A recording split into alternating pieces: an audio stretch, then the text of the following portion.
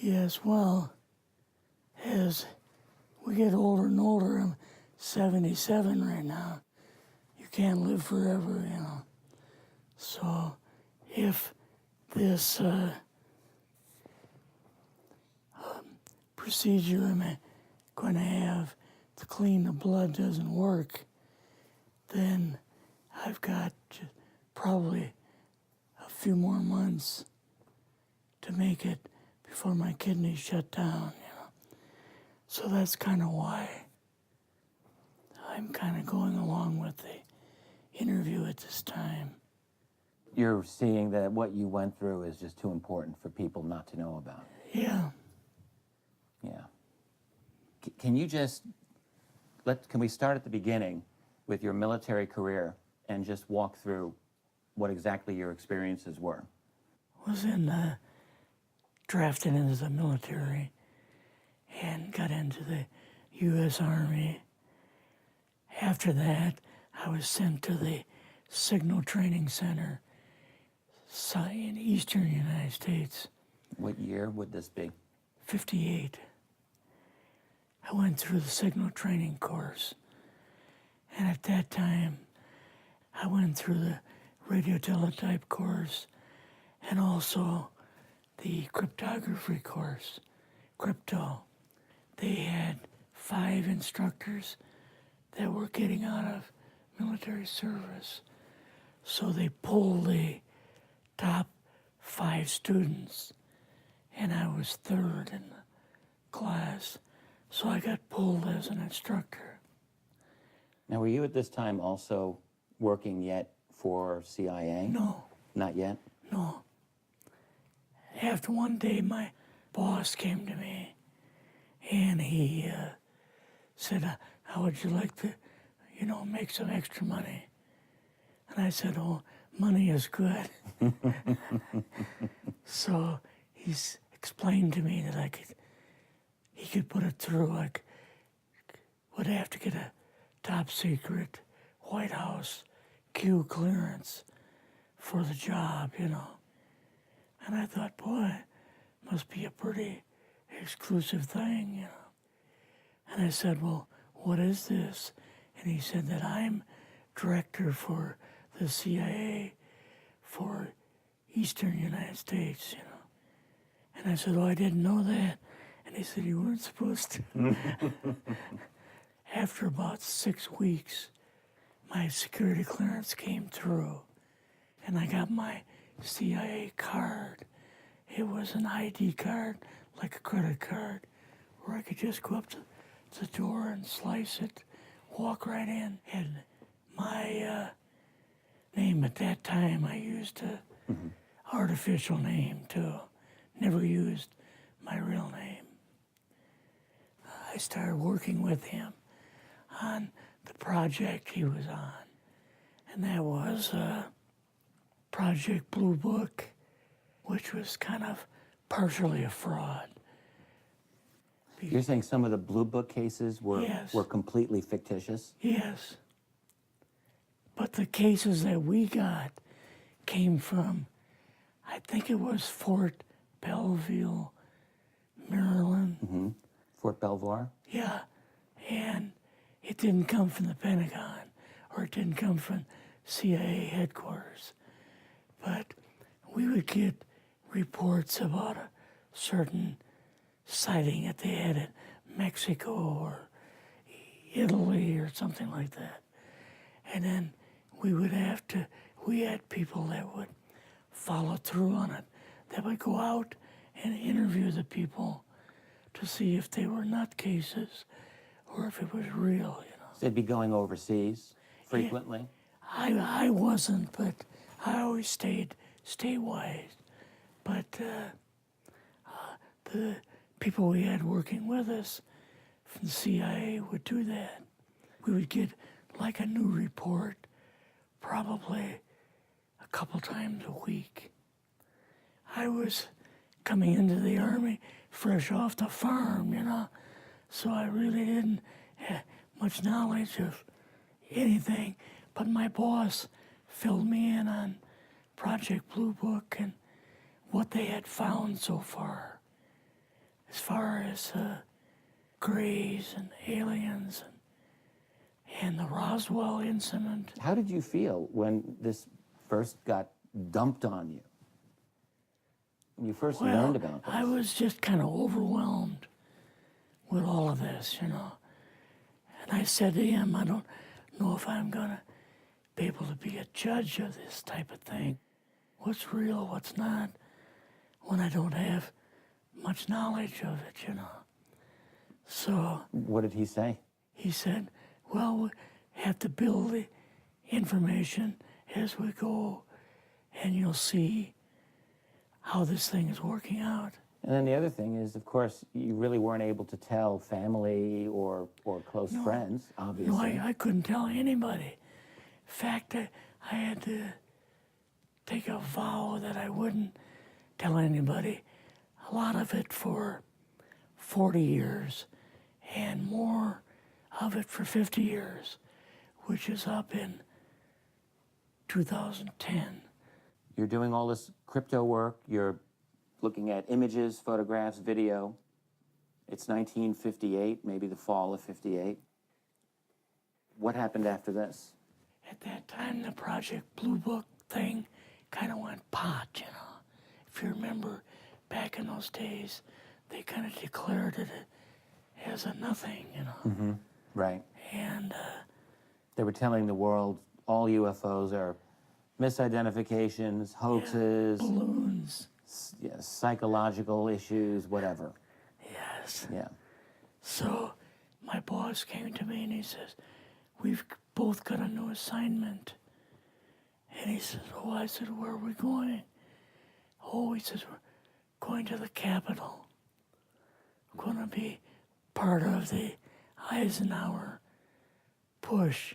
He's trying to find out something about all about these aliens that MJ-12 was supposed to find out, but never sent back reports to him. The MJ-12, the UFO control group, were they calling it MJ-12 at that time? Yes. They called us in, went into the Oval Office, and President Eisenhower was there and Nixon, and they said, we called the people in from MJ-12 from Area 51 and S4, but they told us that the government had no jurisdiction over what they were doing. So being a general, past general, you didn't tell them to go to hell without any real good reason, you know. Mm-hmm. So he said, I want you and your boss to fly out there. I want you to give them a personal message.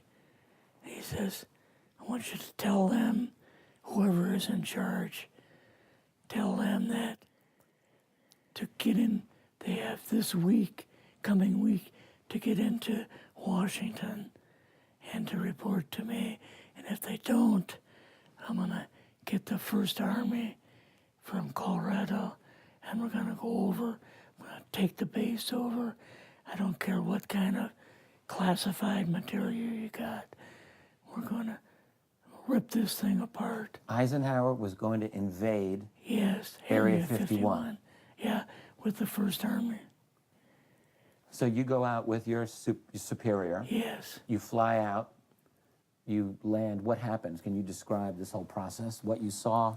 It took us the 13 or 15 miles south to S4 and like different garage door openings.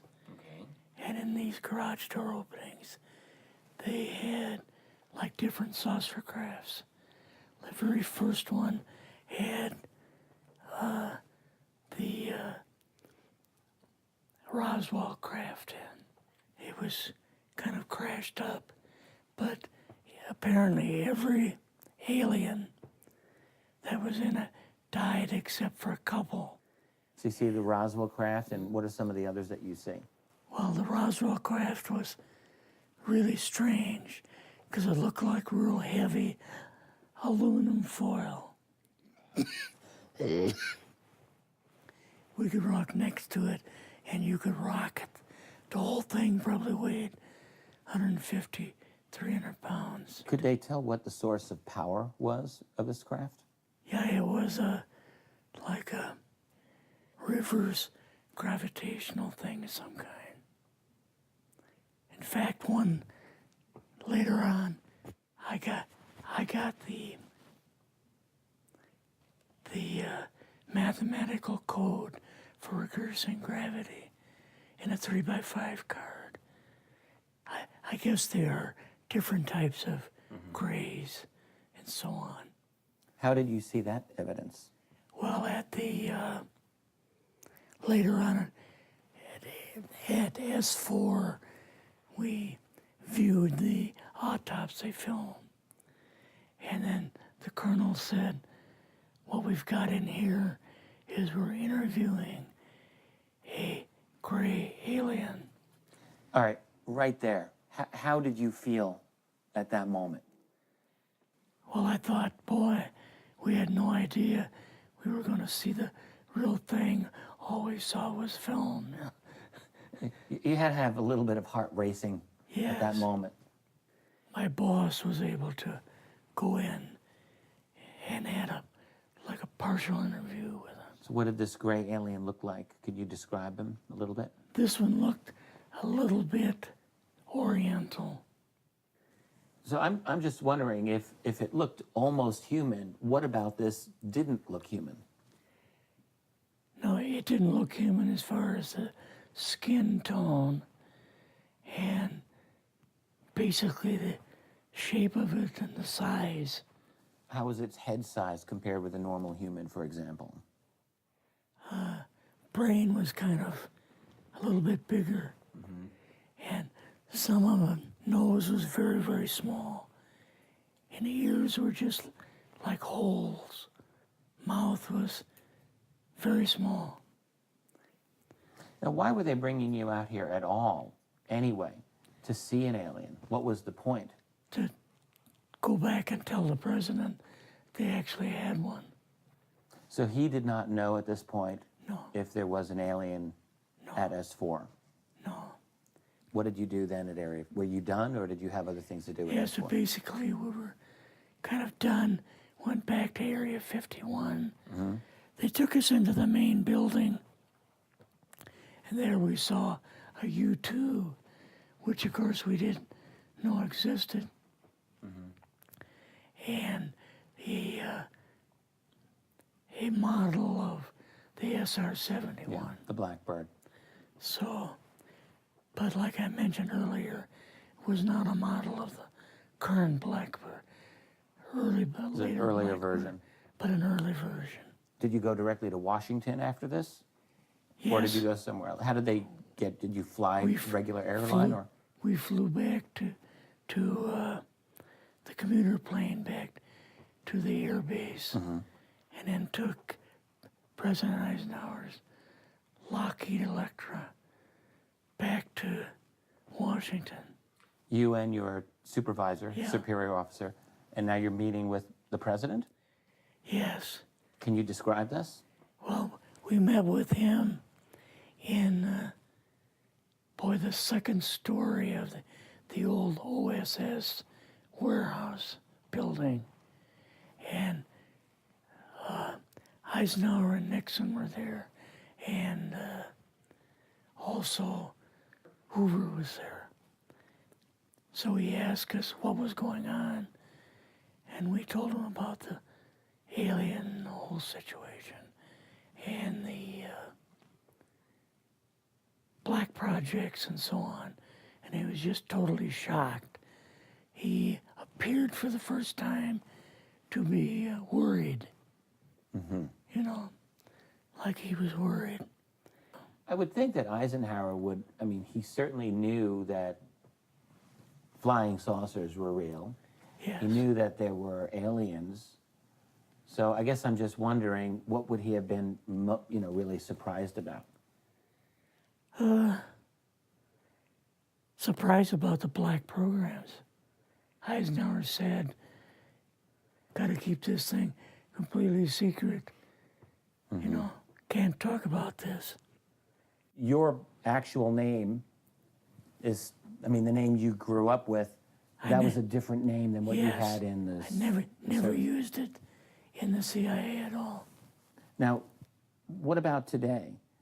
You're going on the public record, and this is still sensitive information, even though earlier you talked about, you know, security oaths that maybe expire after a certain period of 50 time, years. but you're still concerned. Linda Motenau's phone call, her phone was tapped, and they got my phone number, and through the telephone company, they were able to find me, and so on. When they found you, what happened?